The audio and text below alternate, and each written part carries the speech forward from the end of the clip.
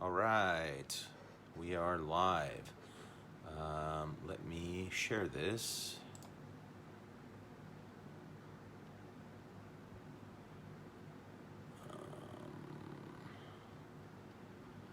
Give me a second here.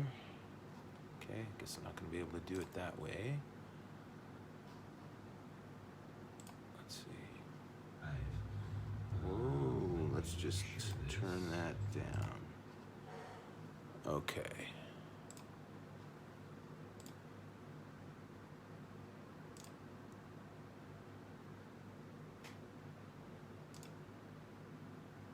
And let's just make sure that worked.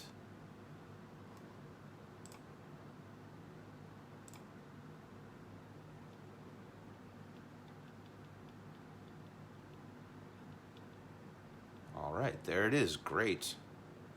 That worked out nicely.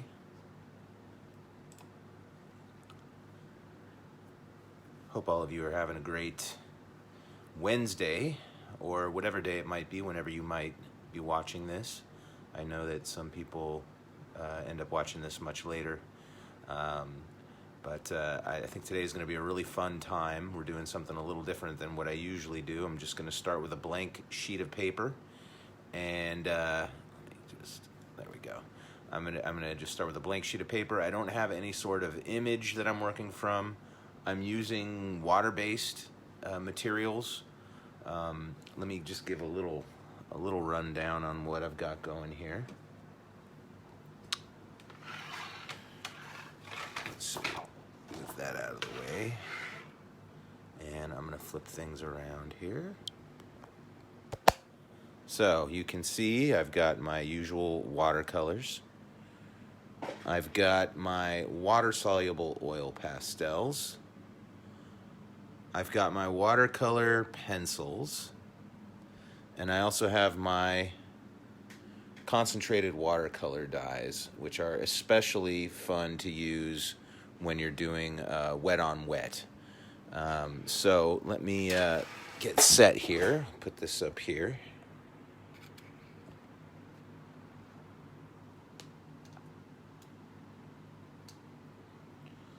Get a piece of paper in there.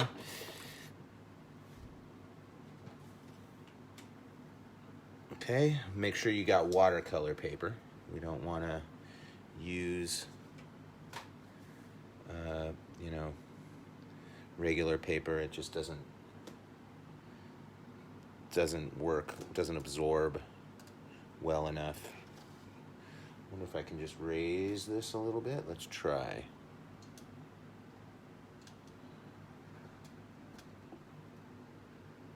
That would be ideal if I could keep it right around there.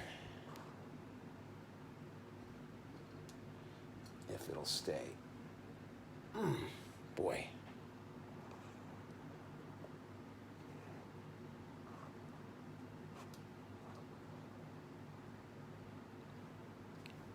All right, that looks pretty good. So, how do we start something when we don't know what we're going to actually be making? We have this rectangle of paper here, and anybody that's been doing these lessons with me, when we're drawing a particular image, you know that we start by breaking that image up into shapes. So that's one way we can think about our new blank sheet of paper here, is we can divide this rectangle into interesting shapes. That's one way to think about creating a composition when we don't know what it's going to be. Another way to think about it is in terms of creating movement.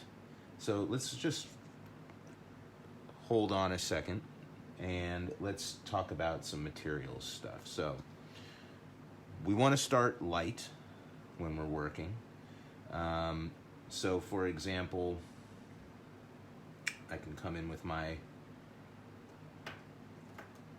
water-soluble oil pastel, and I can decide that I want to divide my piece of paper in half and create a horizon. So here we go. I'm not going to press down too hard. I'm just going to bring this across. And then you'll see I can just take a wet brush and I can activate it just like this. As I start to create more of a concentrated or more saturated surface, you'll see that you lose more of that that sort of texture from the oil pastel. You can kind of work at it with your brush, and it gets covered up, so you don't get as much of that kind of paper texture that the oil pastel tends to bring out. But you can see it's very easy to suddenly create a division or create a shape. And you can see on this bottom edge here, I'm sort of blending the blue out into white. So I have a real defined edge right here where this blue meets the white. And then on this side, I have the white actually blending out into the white of the paper using the transparency that I can create with my water. So, very easy to make shapes with your oil pastel. And so we are going to start off kind of light. You can see I can make lines, or I can make a full shape, right? I can start from the middle and work out towards the edge and make a shape. And then I can always come in with a brush and activate it.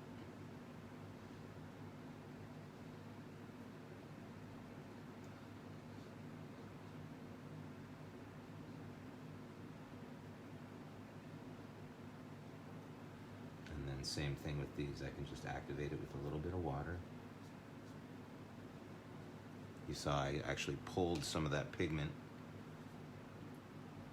and made new lines with it, so that's something you can do also. Now, if you are better at dealing with the edges, in this way by creating an outline first, then you can create an even finer mark with your watercolor pencils. So here I've just got a yellow watercolor pencil, so I could conceivably create this outline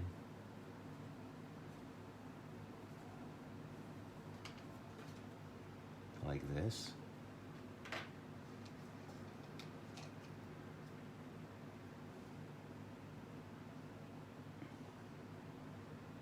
And then I can activate it with water the same way and fill it in. Just like so. And this is me not really knowing what I'm going to draw. This is me just making some shapes here. Nature is something that I go to again and again, so that could be something that, maybe you'll see some more natural kind of shapes here. So, we've talked a little bit, and let's just, I can use, these are called aquatones. So this is like a colored pencil here, and I can come into the edge of this shape that I made, and comes to a fine point, so you have a lot more control. And then I can come in again with a brush with a little water on it, and I can just blend that right into the shape that was already there.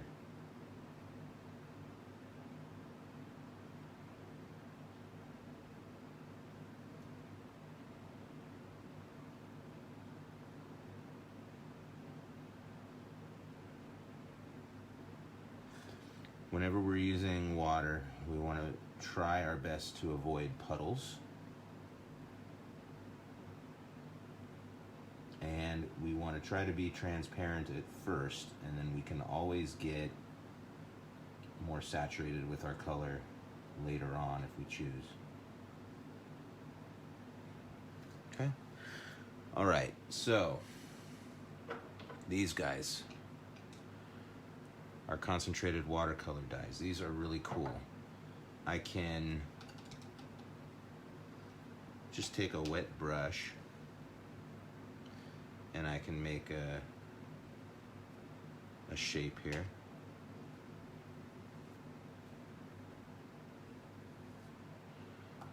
And then I can take my watercolor dye, it's got a little dropper in it, and I can drop right in there.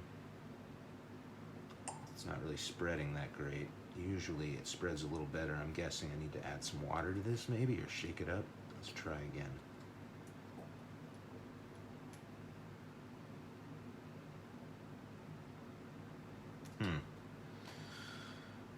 I think I need to water this down a little bit, is what I'm guessing. Let's try one of these other colors. This one's usually pretty good. But you'll see it won't spread past the border of where you put the water. Ah, yeah, there we go.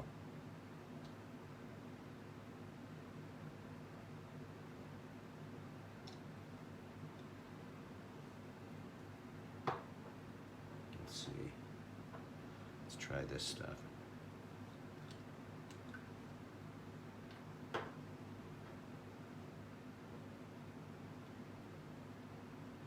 Yeah, that's nice.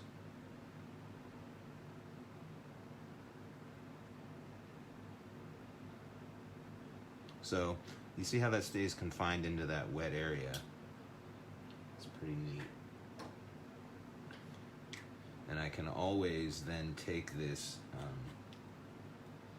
can come in with a brush. And I don't have anything on this, it's just water. But I can use it to draw these colors out a little more.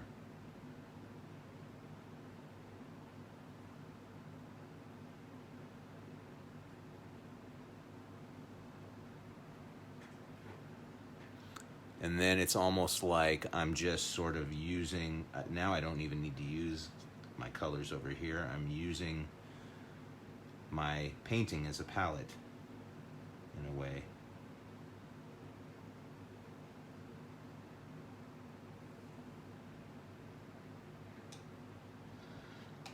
I can come in with just a little water on my brush and we can start to blend it out. You can see it's super concentrated.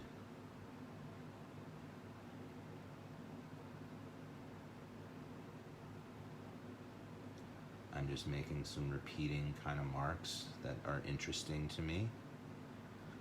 This is sort of feeling like water, so I'm kind of playing with what that might look like. I'm not sure what this is all going to be over here.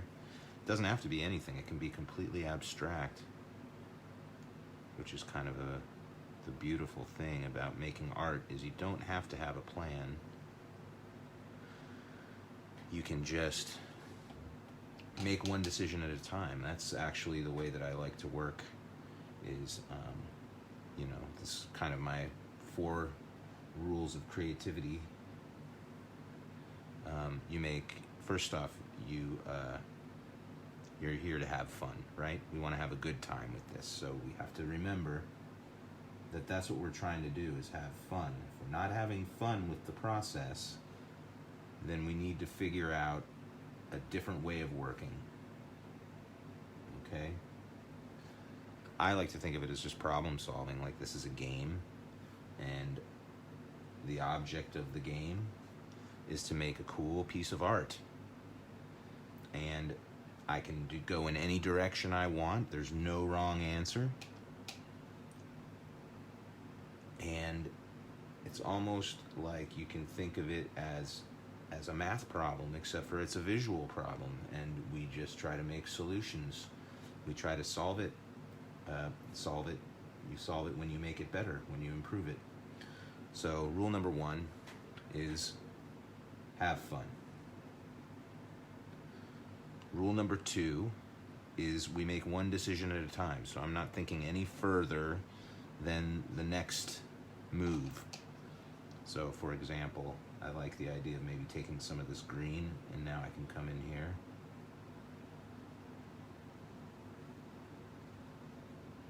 with that green, and you can see where it starts to touch these wet areas. You start to get some bleed. You can see I'm playing with using the side of my brush as opposed to using the tip of my brush. Let's make this connect over here. So, you know, I didn't plan that. I just decided to do that because it looked like it would be a cool thing to do. And I do love watching it bleed out like that. Makes me want to do something over here. And I haven't even touched my regular watercolors yet. I've just been playing with these other media. Let's see what happens if I start to bring in some more of my, well, so like, for example, I have this aquatone colored pencil here that kind of goes with this color. I wonder if I can start to just play with this a little bit. And what you can do is I just dipped it into the water, and when you do dip it into the water, it starts to just blend immediately onto the page. This is like all pigment here.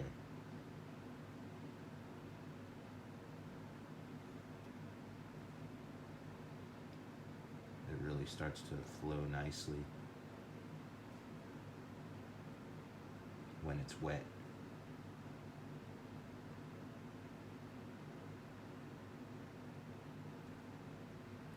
Not really sure where I'm going, but I like what's happening. I've kind of got this like seahorse kind of vibe, or this aquatic plant animal being thing.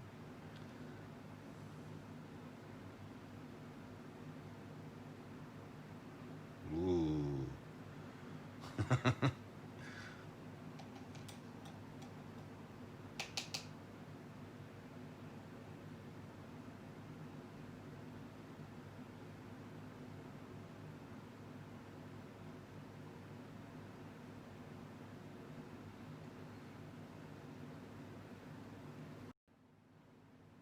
And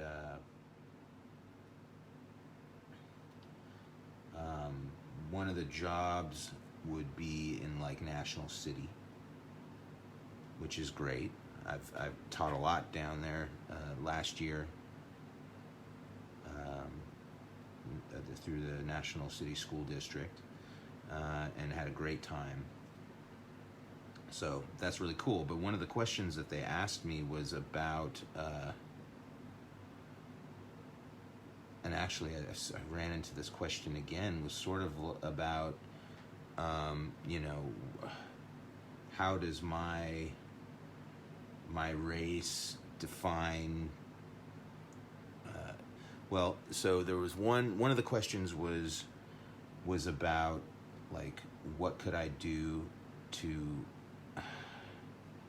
like culturally reach out to these kids, which I was assuming they were talking about you know, it's a heavily Latin, you know, Hispanic community down there, and they were wondering like how I would address that. I'm not sure. That was one thing, and then the other one from a different organization that I was applying for was talking about also like how does my culture sort of impact the classroom, you know, and how does it define the way I teach, something like that. And I guess I kind of get it, but at the same time I kind of don't get it. When I teach, I take each person as an individual. I'm not really thinking much. Oh, this moved, sorry. I'm not thinking that much about, you know, cultural stuff. I'm thinking, I've no idea what a person is going through in their life when I meet students. Generally, I'm working with them for about an hour a week, and that's all I get. And so, I don't know what challenges they've had to deal with. I think that, you probably there just like a huge variety of different ways that people live their lives, and even within a given culture, I think that every family has their own culture. So I feel like even though I'm a white Jewish guy, and my art, I wouldn't say it has anything to do with being Jewish. That is still a part of who I am, and I can't separate that out from the art that I do. And I would feel that way about anybody. And they were kind of asking, in the one hand, like what kind of projects could you do that would help sort of help somebody use their cultural identity, or it was kind of like, well, do you have any projects that are going to relate directly to being Latin? And I'm just thinking to myself, well, that just doesn't seem, I don't know, it doesn't seem very authentic if I'm trying to come up with a project that isn't anything about me, or it's not coming from a place of real knowledge. It would be somebody else's project that I'm stealing, or it seems very strange to me. I just feel like whatever your background is going to seep into your art, regardless of whether I make a project that is specifically designed to talk about your culture. I think that it's going to come out. If you are Latin and you start making art, your work is going to have a Latin flair to it. It's going to have a piece of that in what you do. I mean, I lived in San Diego for most of my life, and I can tell you that there are elements of Latin culture that have infiltrated my artwork. I think a lot of the colors that I like to use come from that kind of a palette, just from being around the murals and things that I've seen.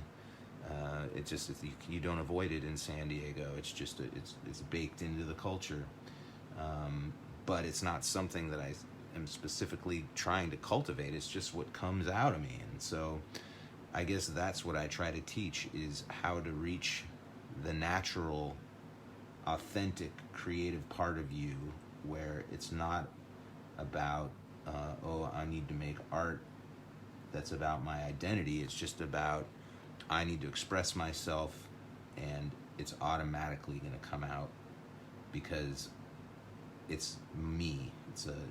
Every piece of art is like a self-portrait. So this is looking pretty interesting. I'm feeling like maybe I can add in some new elements. Maybe I can bring in some more of the oil pastel.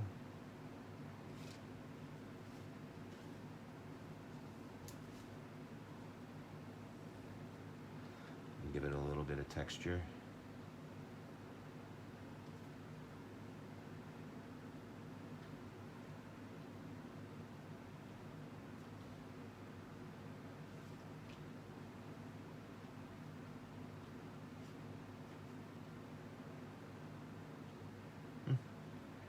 Could be interesting. Let's see what happens.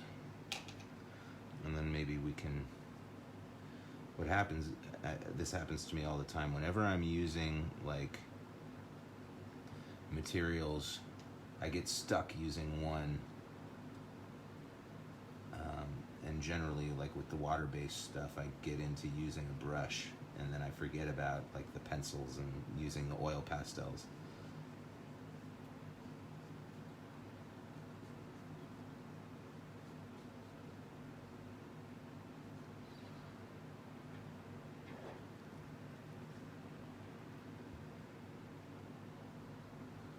But you can see one move leads to another. I don't try to plan it out. I work, and then I evaluate what I've done, and then inevitably that leads me to the next thing. And so having the faith that it's going to work out is part of the process. You know, you gotta trust that it's going to work out. You can really get a lot of control with just the very tip of a small brush like that. And I really enjoy like blending it out.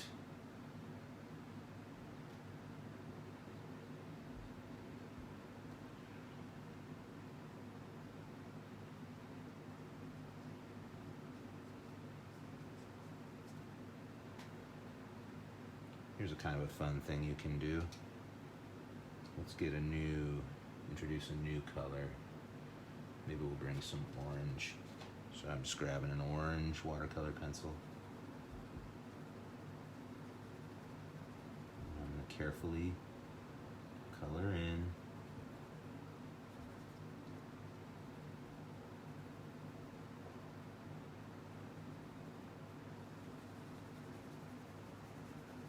And then I'm going to activate it with my water. Let's see how this does.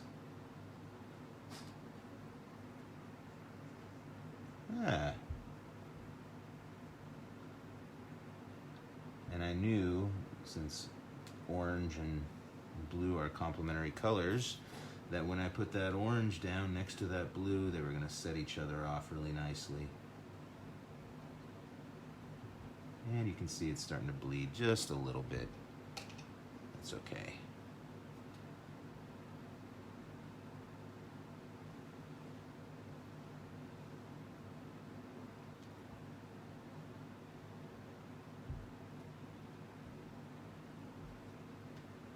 Yeah. Let's get another one. Here's like a pink.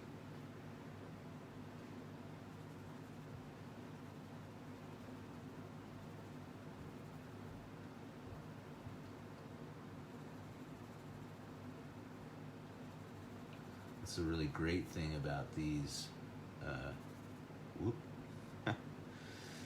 about these colored pencils, since you can use just the very tip, it gives you some control.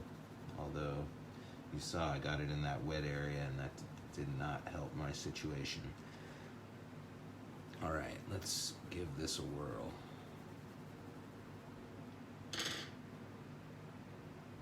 little bit of water on my brush, not too much. And that looks awesome. Or it looks good. I like it. That's the main thing. Remember, we make one decision at a time, and we make decisions that we like. If we do that all the ways through, we're going to end up with a picture that we like. Sometimes you make a decision that goes against a previous decision, and that's okay. It's always about what you need right now, not about what you need 3 moves down the line. You don't know what it's going to look like until you do one thing and then reevaluate. And then, so that's the first 3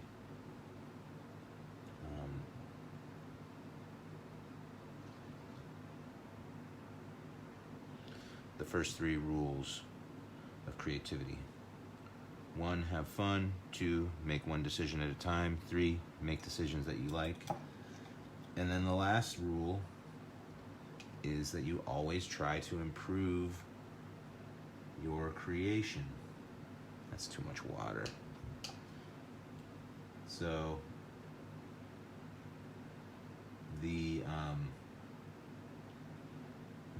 inner dialogue might go something like this. Let's say you get to a point where you're not really sure what to do next. So you'd say to yourself, okay, what are the areas that I like? What am I happy with? Those are areas that you don't want to touch. So if you like an area, you leave it alone. Those are off limits. Then you say to yourself, are there any areas that are distracting me in a negative way, or areas that I don't like, areas that I'm not happy with? And all you need to do is find one, define that area, and then think of a way to improve it. Maybe you want to de-emphasize that area by, making it less visible. Maybe you want to emphasize it by making it more visible. Maybe you want to change the color. Maybe you want to create movement. That's another way that we think about our composition. We talked about dividing our canvas up into interesting shapes. The other way to think about it is in terms of creating movement. So for example, all these wavy lines are creating movement, leading your eye over in this direction. And this repetition here is also creating this kind of wave crashing kind of energy. This repetition is another way of creating movement. Same here. You've also got these lines that are leading your eye not only across with their sort of paths, but the repetition is moving your eye up your canvas towards the horizon as well. And then we also have these sort of paths. They are almost like little arrows that move your eye along. Here we've got like a real movement bringing you into a spiral, and then the idea is you'd have these areas where you're creating movement, and then you have some areas where your eye can just sort of relax. You don't have to worry about creating movement through those areas. So creating movement is another way of thinking about making your composition. And then another way of thinking about creating your composition is in terms of light areas and dark areas. And you can see I'm leaving some white of my paper. Some areas are very transparent. Some areas are a little more opaque and more difficult to, it's just more concentrated. So let's see what else we can do here.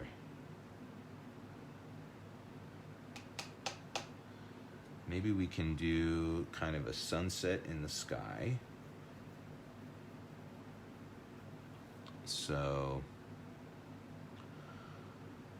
we'll start with some pink at the horizon. Now I'm just using regular watercolors.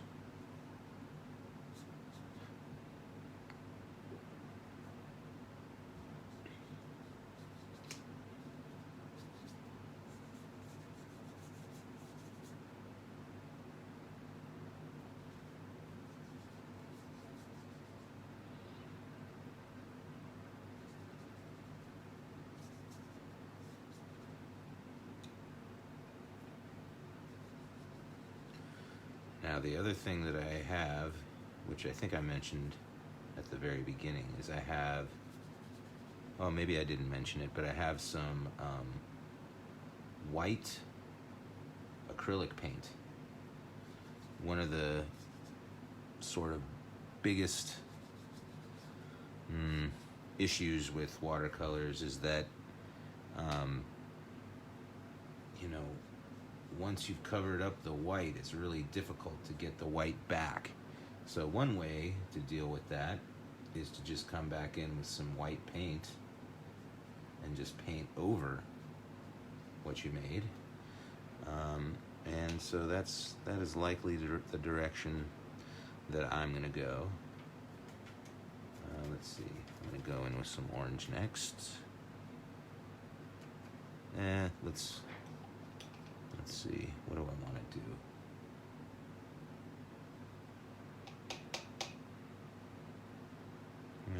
We'll use this color.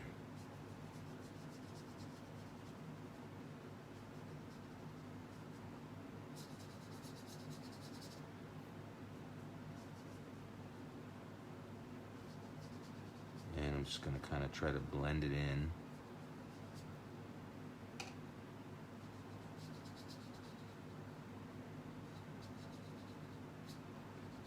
I'm just using a little bit of water now to kind of blend it into the pink. And then maybe what I'll do is I'll do it I'll start with this side. And then I'll do the other side.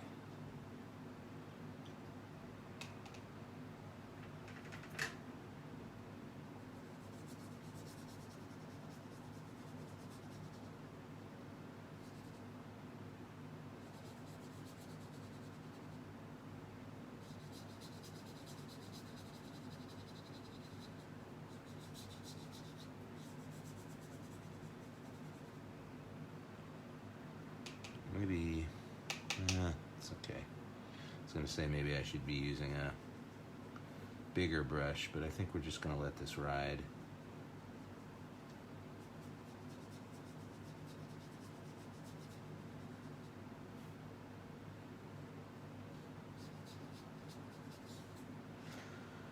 How's yours coming out? Hopefully you are sort of blazing your own trail, making your own shapes, and getting your own results.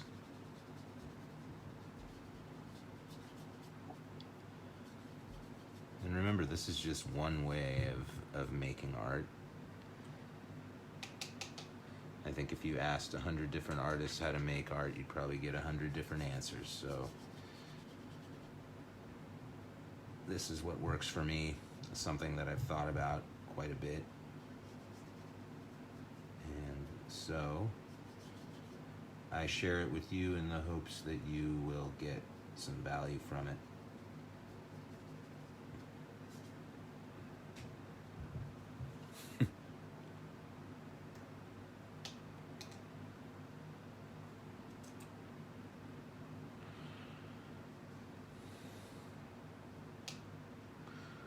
I'm not even really sure if anybody's gonna see this, but it's all right, you know. I started doing these at the beginning of the pandemic, and I got good feedback. And then, you know, everybody's getting sick of this pandemic, and I don't know. It just seems like people are going about their days a little more as usual, rather than stuck at home. So I think there are fewer people that are maybe doing it. But I hope that somebody out there is watching and enjoying and finding some value in this lesson. Because honestly, this is the most valuable thing I teach. Those 4 rules of creativity. I think that is the most valuable information that I give out. I think it leads to flow state if you can practice, this process of making art and, not worrying so much about where it's going, just sort of flowing with it and trying to make it better and trying to make decisions that we like.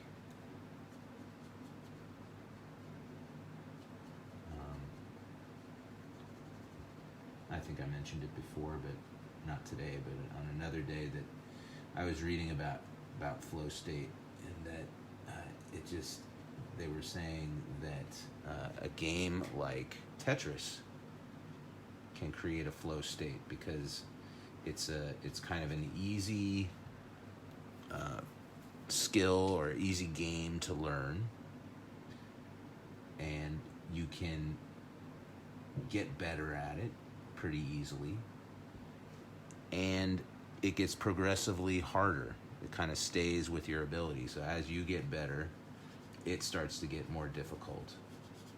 And so it sucks you into the game more as you try to get better at the game. And before you know it, hours have passed and you've just been playing Tetris the whole time. And that is how flow state works. You lose your sense of time. That's why that's why my first rule is to have fun. We try to make it into a game. Make it into something you enjoy. And then it's easier to kind of get into that state of mind where time doesn't seem to, it just passes in the blink of an eye. You've been working for hours. It happens to me all the time.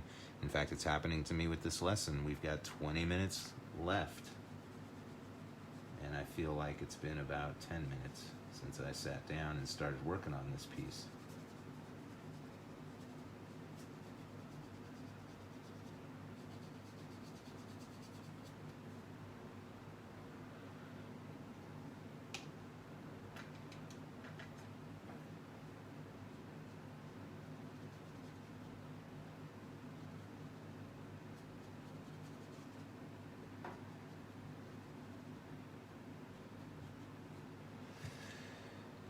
But I'm just trying to make the world a little more beautiful. I do believe, as I've mentioned previously, that when you're doing a creative thing, then that means you're not doing a destructive thing, and that is a good thing, right? Especially, we live in this world that, I don't know, sometimes it doesn't make a lot of sense to me these days, especially.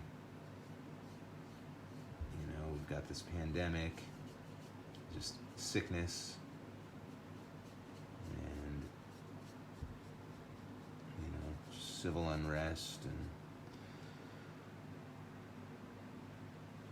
destruction of property. And I think the best way that I can fight against that is by making something really cool. And maybe if more people would focus on making cool stuff, then we would have less of that destruction. We would kind of maybe feel a little more ownership of our communities, a little bit more responsibility for our fellow man, and a little more willing to take on personal responsibility for what goes on in our communities and the way people behave. Okay, so now I'm coming back in here with just some watercolor.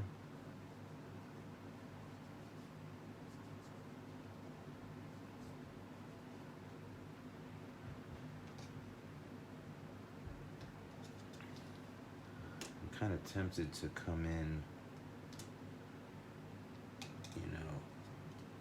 maybe a little bit of yellow down here with my oil pastel.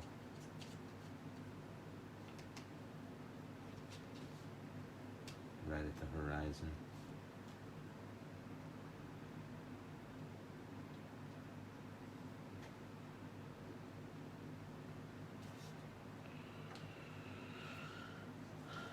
And then again, I'm going to activate it with a little bit of water.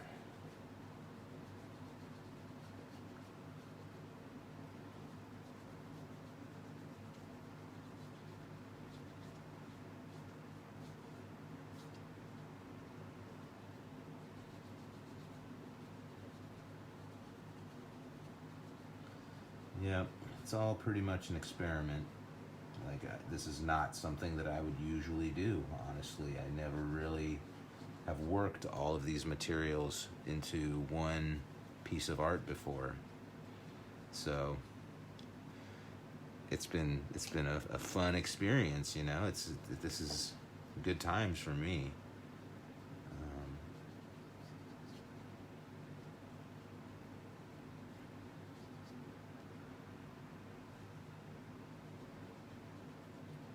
Sometimes I'll do stuff like this as gifts, you know.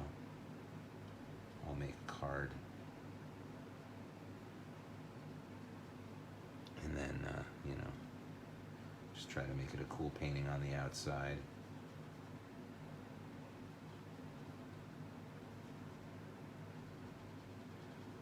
People usually appreciate a handmade gift,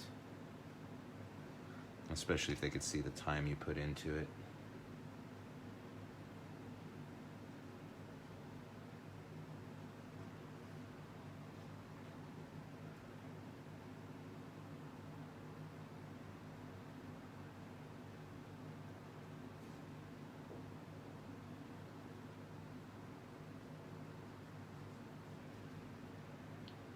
Haven't really added any black to this yet. I want to fill in some more areas. Let's see.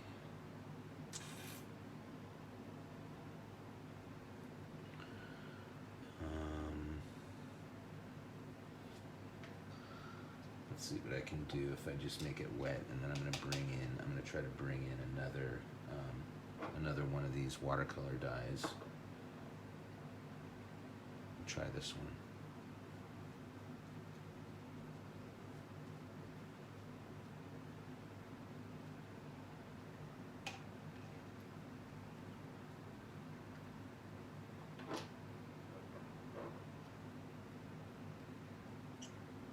Let's see.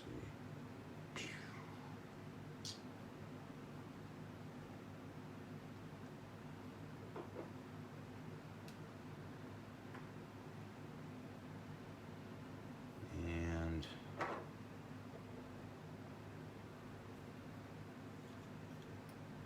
oh yeah, this one needs water added to it. Some of these dried out. Oh well. This one didn't.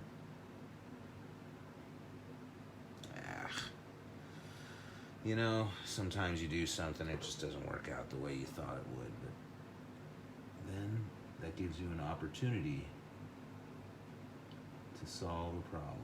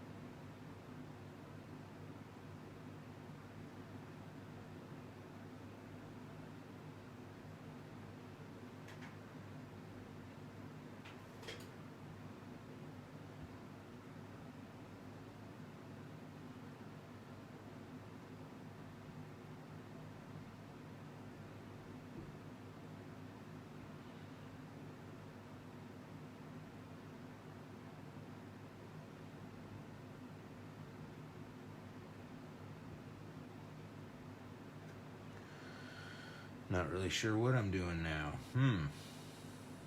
Let's see. Gotta play with this guy a little bit up here.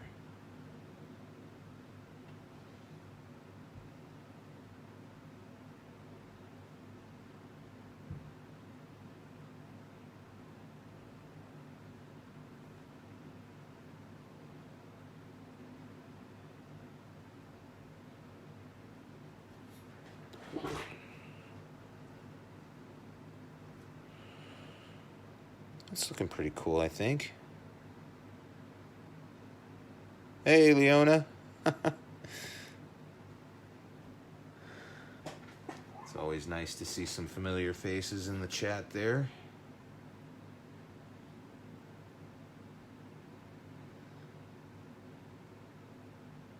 Sometimes I forget that there might be somebody in there. So If you're there and I didn't say hello, I do apologize.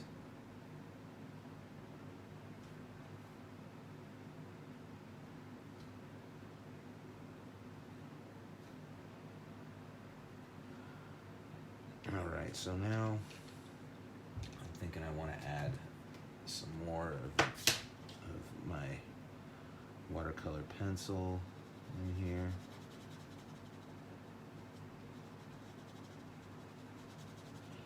It's just all about details now.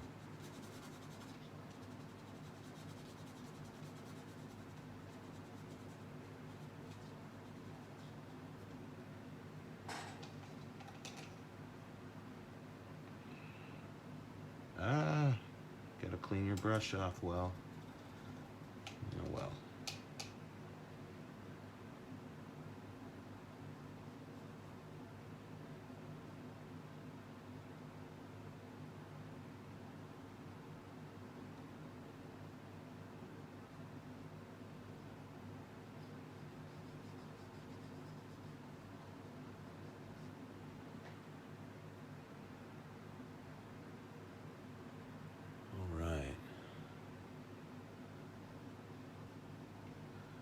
Just like that, we're coming kind of to the end here.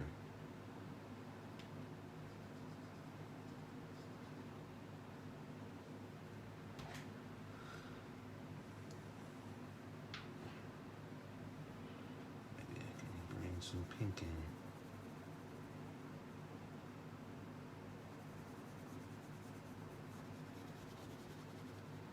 See how it blends in there so nice?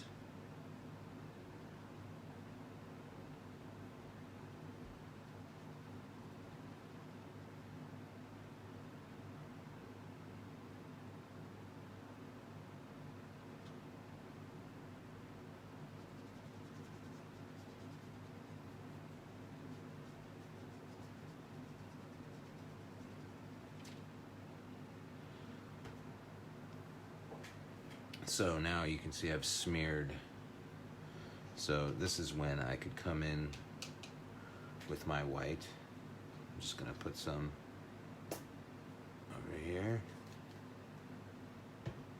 And I can just, I could paint in here. Let's get a little bit more of that moisture off.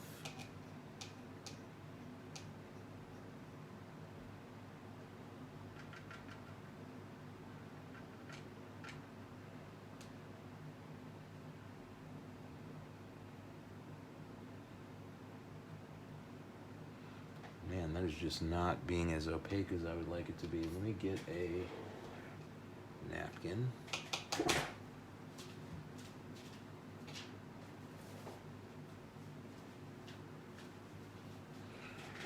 Yeah, I want that to stay nice and opaque. There, that's a little better.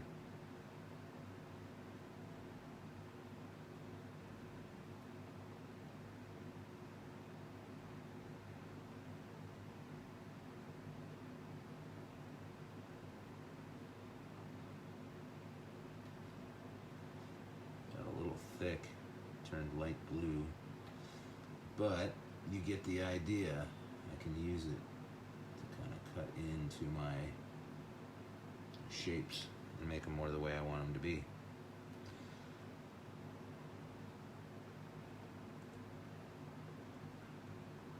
And you can get opaque with it, so.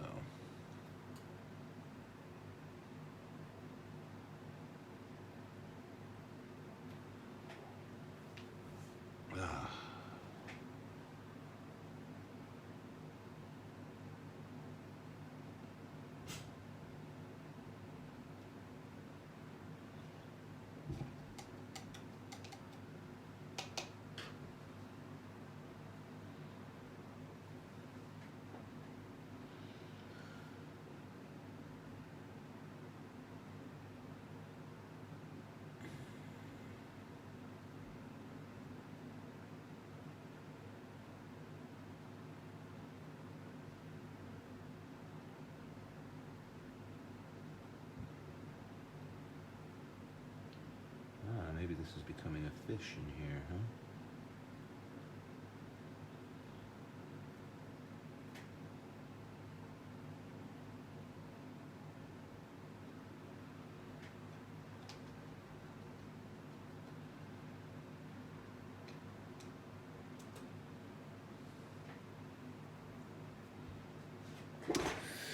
So, there's not too much to be done. I could definitely keep working on this and keep working on this, but I feel like that's a pretty good afternoon's work. Got a lot of cleanup to do. So, let me spin things around here. All right. Thank you so much for joining me for part of your afternoon or part of your morning or whatever time of day it might be, wherever it is that you are. I hope you made a nice piece of art. I hope that you'll continue to keep making things, make the world a more beautiful place, and help heal the world by creating. So have yourself a wonderful week. I'll do another one next Wednesday. Keep making art. I love you. Bye.